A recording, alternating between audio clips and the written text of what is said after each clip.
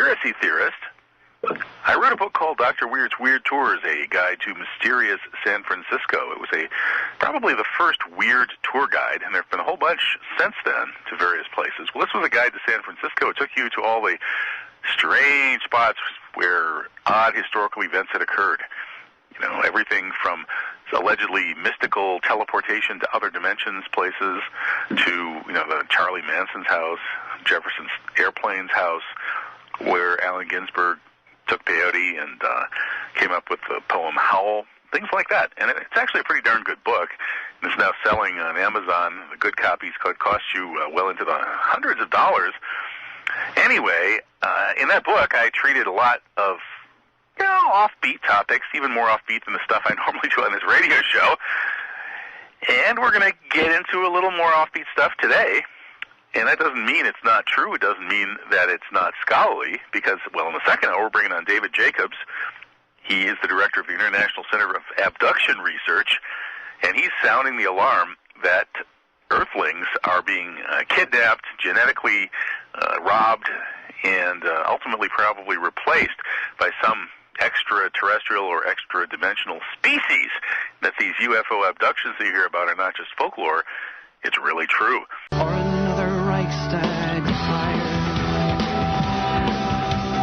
Welcome back to Truth Jihad Radio. Today, we're taking on somewhat more esoteric topics than usual, which is saying something for this show, because I am always trying to bring you the most important information I can find that isn't being sufficiently attended to in the corporate-controlled mainstream media, or even much of the allegedly alternative media. And, well, you know, how do you figure out which topics should be covered? One way to do it is to look at a controversy and decide, well, you know, how likely is this to be true, and how important would it be if it were true? Okay, so you take the JFK assassination conspiracy, for example. If the CIA really did that, and we've had confessions from everybody from Johnson's mistress to Howard Hunt that, yes, they did, you know, that we have solid evidence that this is true, and solid evidence that it would be really, really important if it were true, and so, hey, that's a very important thing to talk about. Now, how about the UFO phenomenon? I think the evidence is overwhelming that something very odd is going on. I studied this when I was working in folklore. My PhD minor is in folklore, and I quickly concluded that this wasn't just some crazy popular kind of diversion, but there was something strange going on. And one of the people I read back in the day was Dr. David Michael Jacobs. He's the author of a doctoral dissertation published at the University of Wisconsin-Madison on UFOs. And the version I read was a book version published by Indiana University Press. Well, I guess the fact that something fishy is going on with UFOs is extremely important and absolutely true. So we need to talk about this subject seriously and intelligently. Now, Dr. Jacobs has come a long way from those early days, and he has now apparently concluded that alien abductions are real and that an ET species of some kind is genetically modifying or mixing with humans to create hybrids, possibly to take over the world. Whoa. Now, even if there's only a 1% chance that that's true, it would be so important if it were true that we still would have to spend some serious time talking about it. So, well, let's talk about it. Welcome, David Jacobs. How are you, David? Thanks, Kevin. I appreciate you having me here, and your introduction makes me sound a lot crazier than I actually am. Well, you know, I've been introduced in such a way as to sound far crazier than I actually am also, and that's actually saying something in my case. But no, I've read your work. I don't think you're crazy at all, but certainly your conclusions are mind-boggling. Well, you have to go with the evidence, and I've spent my life in academics, and as a professor of history, now retired, I'm required to go to where the evidence leads me, even though I might kick and scream while en route. Okay. Well, let's go over that evidence. Well, briefly, you know, I've looked at the overall UFO evidence. You know, there's all kinds of funny stuff going on from like 1947 through the 50s. A big-time cover-up kicks in the military in the early 50s. Little leaks here and there ever since. clear, overwhelming evidence of sightings of things flying around in the sky in ways that are way beyond any technology that we know of. And we have a lot of people willing to testify, I'm thinking of the Disclosure Project, to all sorts of very strange things like crashed saucers, alien bodies, et cetera, et cetera, et cetera. Now, you've focused on one body of evidence within this larger body of UFO evidence of alleged abductions. And why don't you go ahead and sort of explain how that fits into the larger body of evidence and how you reached your conclusion? Well, right. It doesn't quite fit into the larger body of evidence as you presented it. I'm not a great believer in government cover-ups, although I did, in fact, find reasons for a cover-up in the 1950s. It had to do with the Cold War, if you remember my first book. Right. But I've never found the kind of cover-up that most UFO researchers are searching for or believe in, which is that they're covering up the existence of UFOs and they've got pickled aliens in jars somewhere or whatever it is that they have. I could never find the evidence to satisfy me for that. But the abduction phenomenon starts, we first begin to learn about the abduction phenomenon in 1957. So it's only 10 years after the introduction of and public awareness of the UFO phenomenon. Now, the UFO phenomenon is global. It is not an American phenomenon by any means. And there are lots and lots of people around the world who've seen UFOs. In fact, millions of them literally, and that is not an exaggeration. And Leslie Kean wrote a book called UFOs, and which shows how government officials in Europe and Latin America and pilots and other people have seen these objects and reported them and dealt with them in some way or another. In other words, the evidence for the UFO phenomenon is basically a sledgehammer between the eyes. There's nothing subtle about it. You don't have to tease out the sightings to find out, to see what's there at that kernel of it. It's overwhelming. It's mind-boggling. In fact, by the mid-1970s, we had learned every single thing there was to learn just about, maybe I'm exaggerating a little bit here, about UFOs. In other words, virtually every sighting that people have had since then that's been investigated just adds to our, not knowledge necessarily of the phenomenon, but adds to our validation of the phenomenon. Verification that something actually truly unusual flew within sight of witnesses or was on the ground and all the rest of that stuff. So we know everything about a UFO's effect on the environment, effect on automobiles, effects on people who are nearby. We know the duration, the color changes at night. It goes on and on and on and on. What books have been written about just these aspects of it. One of the great UFO researchers of the 20th century, Alan Hynek, said in 1971, wrote a paper called The Embarrassment of Riches. There's just so much information that people should just not study the UFO phenomenon, but break it up into tiny little degrees and pieces and study those aspects of it only, because there was just so much evidence.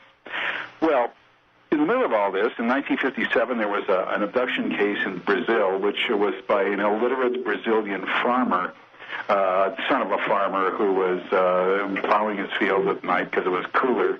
And he claimed that he was taken on board an object, and there was sexual relations with some weird-looking, half-human, half-alien type person. And it was so embarrassing and so stupid and crazy that UFO researchers simply ignored it. It wasn't even published until 9 years later. They just couldn't deal with that. That was just crazy. And you're looking for patterns. You're not looking for single people. Well, as it turns out, that was wrong. In other words, he wasn't an illiterate Brazilian peasant. He was a law student who became a respected attorney afterwards and died, unfortunately, I believe, of cancer at an early age. And he stuck to his guns with that story till his death. So right away you're seeing that people who have things to lose, who understand, the downside of saying something like that, sometimes will come forward with these stories. Then in 1961, we had the Barney and Betty Hill case in New Hampshire, and these people were models of the community. They were an interracial couple. He was one of the leaders of the NAACP in New Hampshire. She was a social worker. And they both were abducted. They were driving their car, and that's where the abduction took place. And that sort of made national, not news, but it was nationally prominent in Look magazine and here and there.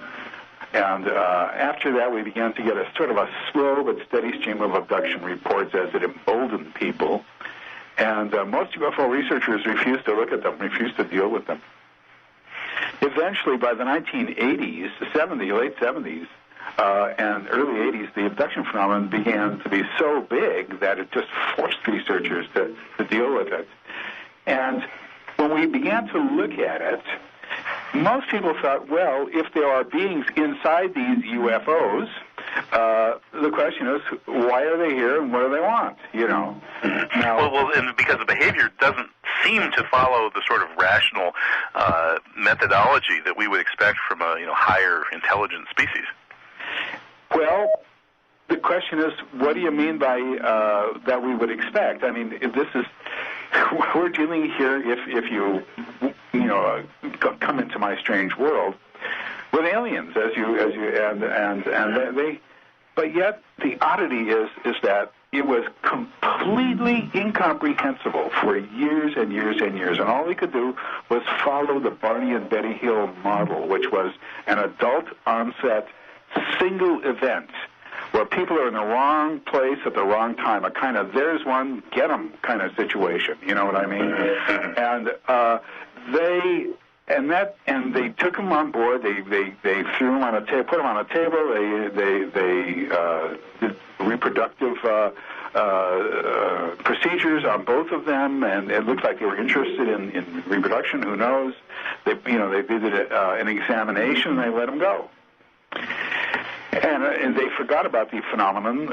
They forgot about what had happened to them literally within seconds after they came back, and only discovered it later on, a few years later, in hypnosis sessions where they did hypnosis independently of each other, and then they both were allowed to listen to the tapes together, so they both knew what happened to each other.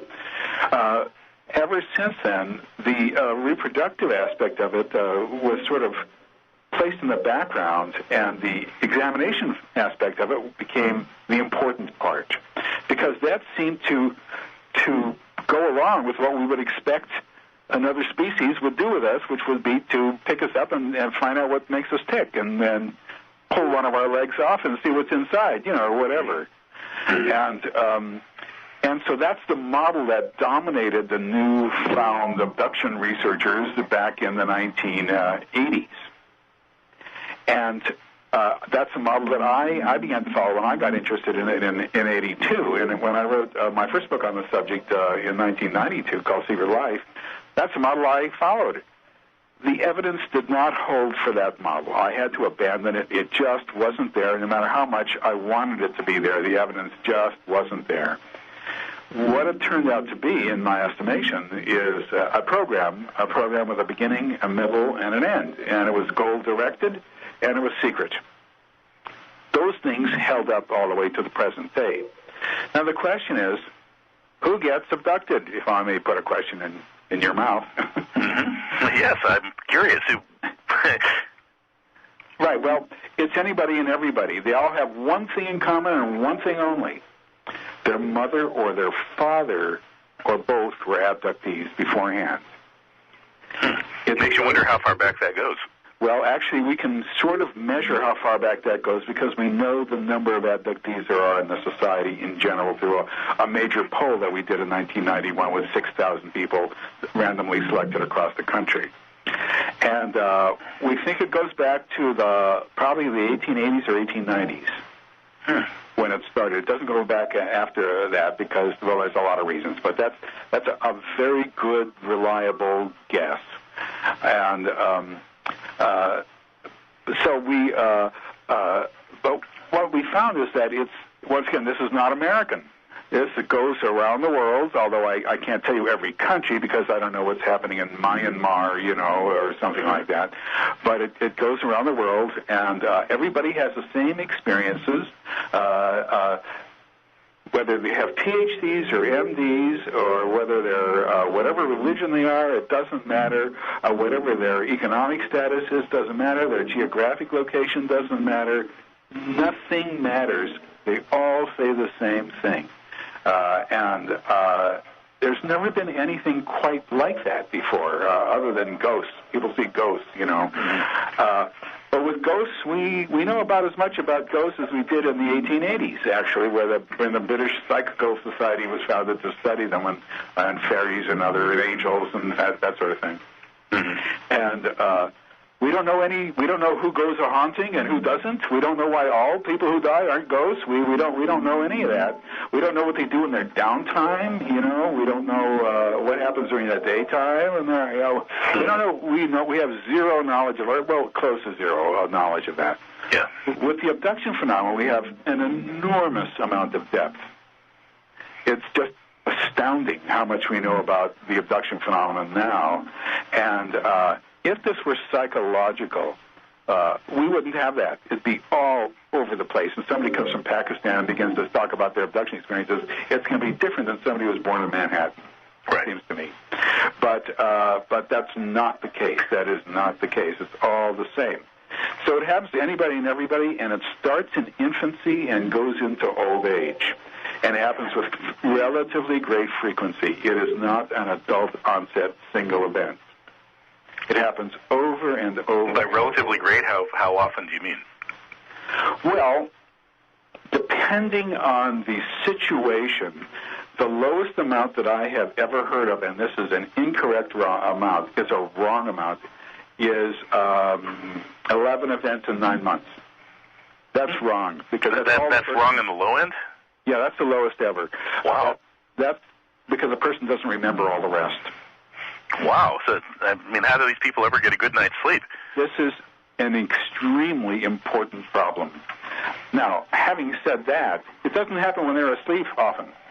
In fact, the majority of abductions that I've looked at, which is 1,150 or 1,200 or something like that, the majority happen when the person's not asleep, when they're in a car, when they're at home, when they're doing normal duties, that sort of stuff. Not at work, however, but people will be abducted when they're missed the least, so they don't there's not people looking for them or panic or something like that. Sounds like if somebody's having this happen to them, maybe they should get into some situation where people are always around them. Well, there is that. There's cameras that can be focused on them 24 hours a day. But, you got to live your life. You got to come home from work. You got to get out a can of Spam. You got to do it. Whatever you do, you got to do it. And if you're not married, you're there and you're alone in your apartment. It's a tough one. Yeah, this is a good argument for extended family living like the old people in the old days did. Right before the nuclear family split everybody off and people started getting married at age 40, back in the day when people would marry in their teens and live in the house with their grandparents and all of that, you'd always have people around. Sort of, I spent some time with an extended family in Morocco, and, it's a different life to have people all around. But, if you're being abducted all the time like that, maybe that's the way you should live. Well, it's possible, but the problem here is that... Yeah, I'm sorry, David. I think we're hitting the break. Yeah, I hear the music. We'll be right back. This is Kevin Barrett with David Jacobs. Stick around.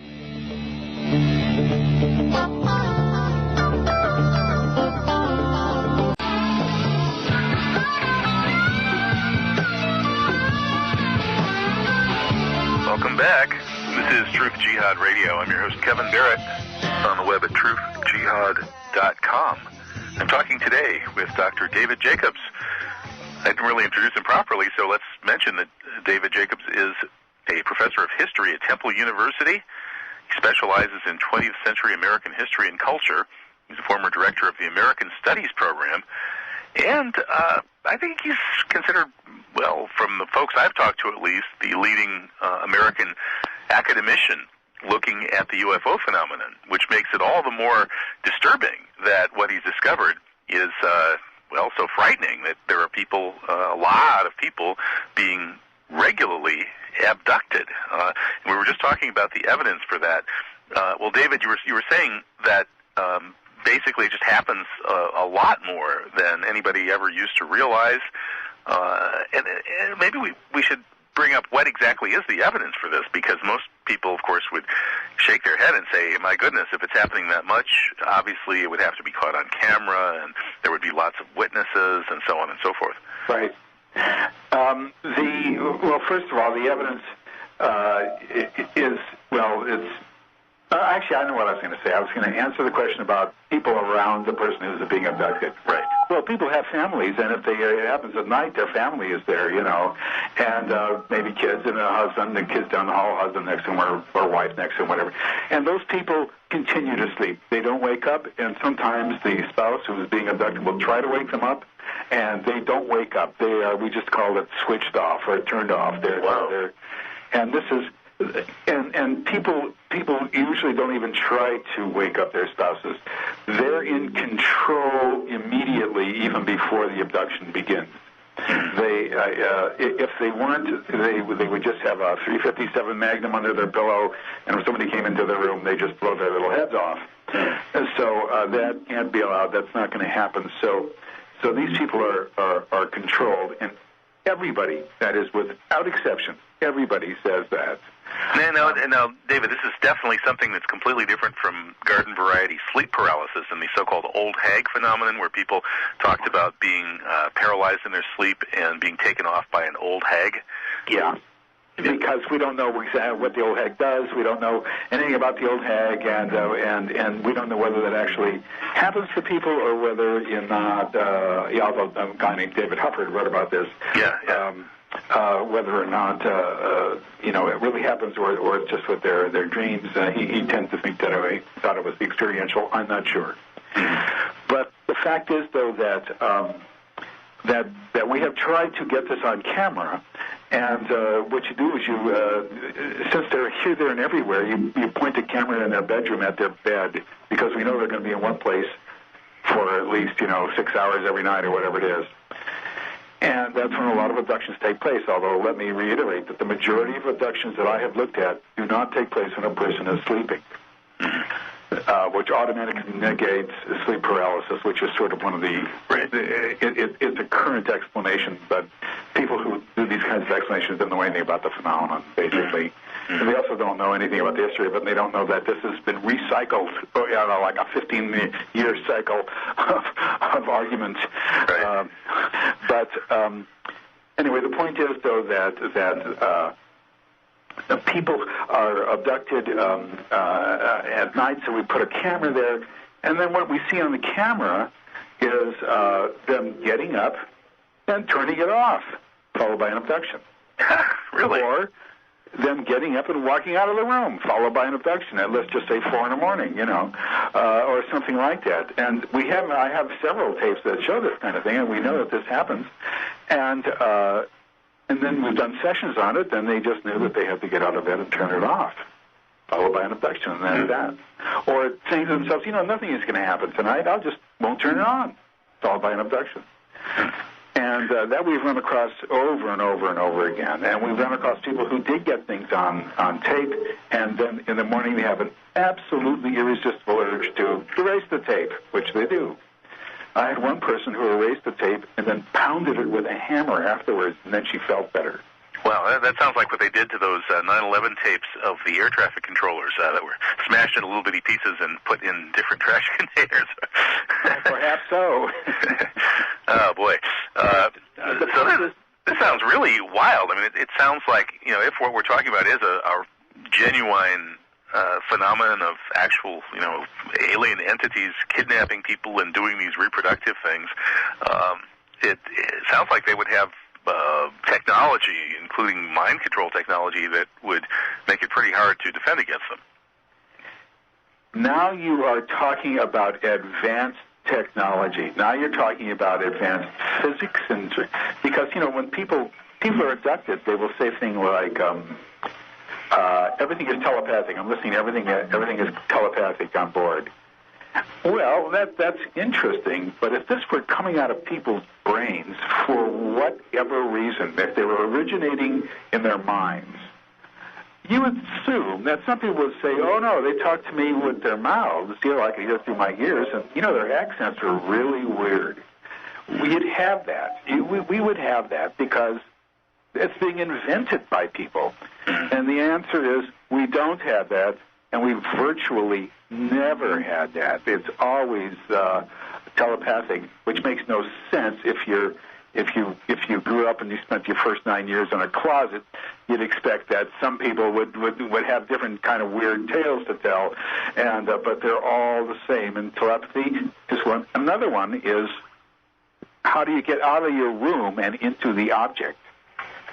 And people will say, well, I just fly right to the window, or I fly right to the wall, or I fly right to the ceiling, or whatever it is, and that's it. Well, if that were the case, then you'd have people outside seeing people flying through the window and flying up to the wall, or whatever it is. That'd be that phenomenon that we would know. But people don't see it outside. Even people who are looking at them there, looking at the window, don't see it. Although there are some cases of it. But for the most part, there aren't. So what you're looking at in this phenomenon is not only a future physics, but you're looking at future biophysics, too, in a sense, future biology. It's not only a matter of passing through hard objects. I remember one time I told a woman, she was doing a session, she said, I think I'm going right through the window. And I said, wait, hold on a minute. Let me back you up a little bit. When you get to the window, do you open the window? She says, no, I don't open the window. I said, well, when you get to the window, do they open the window? She said, no, they don't open the window. So I said, well, does the window open by itself in some strange way, And she said, no. She says, I think I'm flying right through the closed window. She said, does anybody else ever report that? And the answer is, everybody reports that. Absolutely everybody. And if this were psychological, they wouldn't report that every single time or through the wall or whatever it is. They'd say, well, of course I opened the window. Then we went out. In other words, that would make their story sound logical. Why put in the roadblock of flying right through the window? So is it this consistency of detail more than anything else that convinced you that this is a real phenomenon? Right. Now, having said that, and the consistency of detail is simply mind-boggling. I mean, the instruments that are used on them, what is being said to them, on and on and on. It's absolutely mind-boggling. But having said that, let me give you the caveat.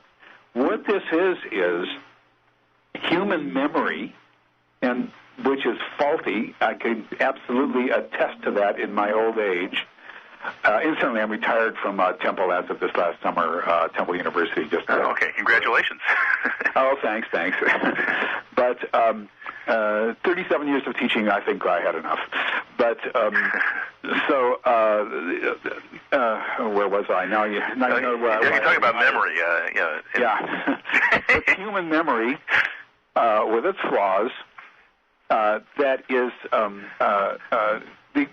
gotten to through hypnosis of all the darn things in the world, with all its problems, right? Administered by people like me, amateurs. So it's hard to get a weaker form of evidence to base these grand, off-the-wall theories on. That's right. Yeah, there does seem to be sort of an incongruous nature to this. Basically, warning us that the world is being invaded and we're going to be replaced by hybrids on the basis of nothing other than hypnotic regression. Because we do know that with hypnotic regressions, there are a lot of cases where people come up with stuff that doesn't seem to be empirically true. Well, let's put it this way: they do that all the time. Yeah. And it's up to me to understand what is a false memory, what is not, what is confabulation, what is not. And when I started doing this kind of work, doing hypnosis myself back in 1986, I made every mistake a human being could make. But I learned very quickly that what I was doing was wrong. I made steps to control the situation, and once I did that, then suddenly I realized, oh, now I understand it. Now I know where the difficult parts are, and in other words, where people confabulate the most and all that. Now, having said all that, you have to understand there's a physicality to this as well. People are physically missing from their normal environments when they are abducted. Search parties have, in fact, been sent out. Parents have searched for their children, and children have searched for their parents. So there's no case where people say that person was there the whole time, and that person reports having been abducted? Yes, there is one case in Australia. In 1972, a woman named Maureen Putty took somebody, a UFO researcher, on the car and said she was being abducted, and the UFO researcher was sitting right next to her and could attest that she wasn't abducted. Now, the question is, was she an actual abductee? Because I have never had that. Nobody has ever come and found them in bed. If they find them in bed, once again, we would not be having this conversation. Mm-hmm. Okay. But nothing like that has happened. Here's a story that a very well-known individual, an internationally known individual, a scientist, actually told me. He said this is a driving situation. This is, I get this all the time. But this is just to show you the caliber of person. And he was driving along, and it was about 10 o'clock at night with his wife in the front seat. And suddenly they both saw a flash in the sky. And they looked at each other, and they realized, what? They said, what was that? What just happened? What was that? And they noticed that it was 8 o'clock before they saw the flash, and suddenly it was 10 o'clock, and they were in the car driving, and they were in the same spot that they were 2 hours ago. Now, that's just not going to happen to anybody who is not an abductee, but that is common stuff with abductees. That's something that we see all the time. Missing time, they call it. Possible otherwise. What's that? They call it missing time. Missing time, right. But they're in the same spot. They're still driving. That is very odd. It's extremely odd, to say the least. And this was said by an internationally famous person. So these things, so there's a physicality to this. And they come back from the abduction sometimes with their clothes inside out, or their clothes on backwards, or wearing somebody else's clothes, their clothes never to be seen again. And they come back from abductions with unusual scars on their bodies that are fully formed scars that they didn't have the day before, something that is biologically impossible for humans. And I have seen this with my own eyes. I have seen this, and to my jaw-dropping astonishment. And this is abductee stuff. In other words, the physicality is there. Once again, if there was no physicality, if people were abducted and they were still in there laying on the couch or something like that, and they could see their going back into their bodies, I wouldn't have anything to do with it. To tell you the truth, it wouldn't interest me. But this is something that's very different than what people think. Now, when people come to me to find out what happened to them because they've lived strange lives and their friends haven't, they want two things. They want to be anonymous, and they want me to get it to stop. I can't do that. I can remain anonymous with them, have them remain anonymous, but I cannot control the situation, unfortunately. We have not found a way to stop it. Now, the problem here is that people who are high-functioning, who have PhDs and MDs and LLDs and whatever else, and they will come to me and they will not appear in the media. They know that to say something like you're being abducted by little green men from outer space has a lot of downside to it and not too much upside. You know what I mean? All I did was talk about what might have happened on 9/11, and there goes my academic career. So I can just imagine complicating matters with talking about being abducted. 9/11 is still within the normal paradigm of human activity. Well, that's what I thought. Yeah, I thought it was pretty straightforward. But and I must say I don't know much about 9/11, but that's still, it's people acting and people being, understandable motivations, right, basically exactly. Normal physics, yeah. This is truly the fringe of the fringe. Abductions are the fringe of the fringe. If you say UFOs, that's still sort of the fringe of the fringe. But this is the fringe of the UFO world.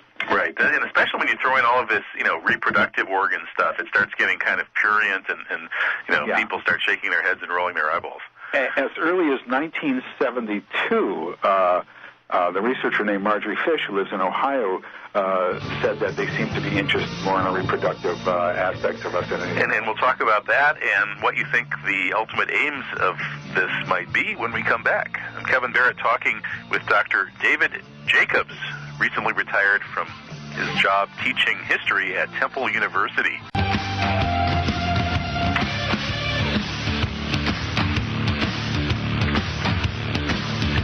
Welcome back. This is Truth Jihad Radio. I'm Kevin Barrett, talking today with just retired Temple University history professor David Jacobs of the International Center for Abduction Research, or ICAR, I-C-A-R. You can Google that up and find out more about this fascinating and disturbing subject. Well, David, we only have about maybe 10 minutes or so of talk left. Let's talk about what you've concluded from all this. Basically, you said earlier that it's not just the examination that is the key part of these people's of this widespread abduction experience, but people are not just being examined; they're being messed with in terms of their reproductive system. Right. We used to think people were being abducted because they needed to be examined in some way, and now we've learned that they are never abducted. That's never abducted just for an examination. There's always more things that happen. And early on, in the early 1980s, we began to hear reports of people saying that they were shown strange little babies that looked ugly, sort of like a cross between alien and a human, and they were required to hold the baby and deal with the baby. And we were just blown away by these reports. What could that possibly mean? It was so incomprehensible to what people were saying. It made no sense. It came from both males and females. Yes, although mainly females, but males too. Mm-hmm. And then we began to see them as toddlers, as little 2-year-olds, 3-year-olds, or whatever, and then younger children, and then older children, and then adolescents, and then young adults, and then adults, and then, but not older adults, for reasons we do not understand. And they looked weird and strange, and eventually we began to see a gradation in the way they looked. Some looked really quite alien. Other ones, although they had straggly hair and weird-shaped faces, other ones had looked more human. And some of them looked, eventually, over the years, quite human. And then we began to hear people telling us, now you have to remember that people don't know that other people are saying this to me and to other researchers. They don't know that other people are saying the same thing. And when you hear something for the first time, you just put it on the back burner. It doesn't matter what it is. Put it on the back burner. Wait for other people to validate, to say the same thing without knowing, Well, in the 1990s, they began to say things like, I'm looking at it. They take me into a room and everybody is sort of, their jaws are slack, their eyes are glazed over, as they say, they look like zombies because they see other people walking, other abductees on board, and they all look like zombies. But they're walking. They walk them into a room, and there's a screen-like device, for example. This is one of the ways in which they describe this. And on the screen-like device, there'll be like a picnic. A normal, average, everyday Sunday picnic, and there's people playing ball and people at a grill and talking and, wearing shorts or whatever it is. It's just everything is normal. And they hear in their mind's ear, can you tell the difference between us and you? And the abductee says, huh? What do you mean, the difference? Yeah, everybody looks the same to me, what are you talking about? They say, see, isn't that wonderful? Isn't that great? Soon we will all be together. Soon everybody will be happy. Soon everyone will know his place. Everybody's going to be happy. Soon we'll all be together. Well, you hear that once and you just back burner. But then other people began to tell me that, and other people, and more, and people, and then they wouldn't see it, and then they'd tell me the same. Wouldn't see the image, but they would tell me the same thing. They're telling us soon everybody's going to be happy. We'll all be together. Can you tell if this Republican political candidate is alien or human? I say Romney's an alien. Well, who knows? But and then we began to get people who began to describe training aliens to come here, teaching young kids how to stand in line at a cafeteria, for example. Really mundane things like that. How to use a fork or a spoon or something. And telling them how to use a pen and what it's for. things like that, just mundane things about what life is like here on this. You would think that the aliens are so advanced they can control people's minds that they could handle that pretty easily.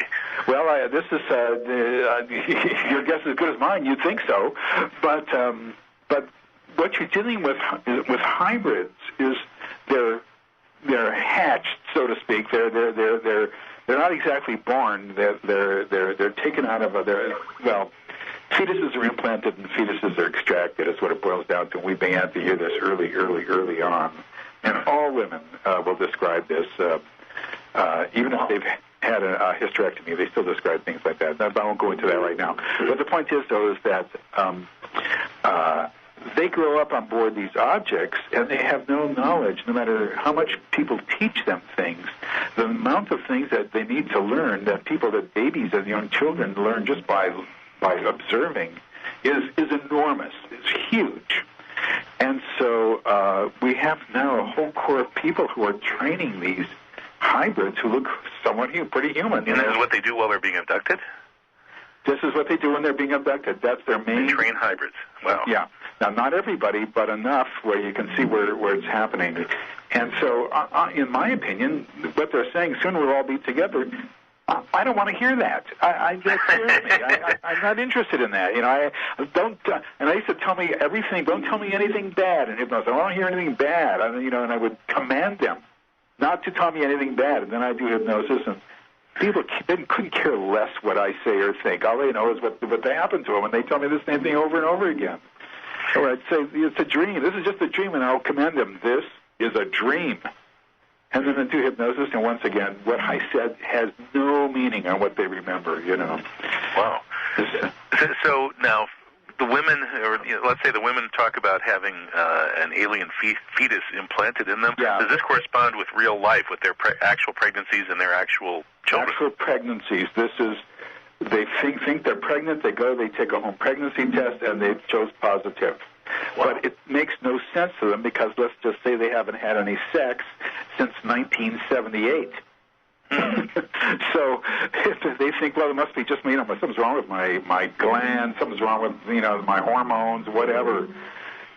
But they begin to feel something kicking around there. It's not something. They begin to get distended and their breasts swell and so forth. And they'll go to their doctor, gynecologist, and they'll say, "Congratulations, you're pregnant." And they think, "What? Huh? Toilet seat?" They can't. It's impossible to imagine them being pregnant. Then after about 10 weeks, 11 weeks, they wake up, and let's just say, or they know at one time that, they're not pregnant anymore. And they'll go to the doctor, and the doctor will say, "Oh, yeah, you're not, there is no pregnancy here. Well, you must have had a miscarriage." And they'll say, "No, I didn't have a miscarriage. I think I would have noticed that." You know what I mean?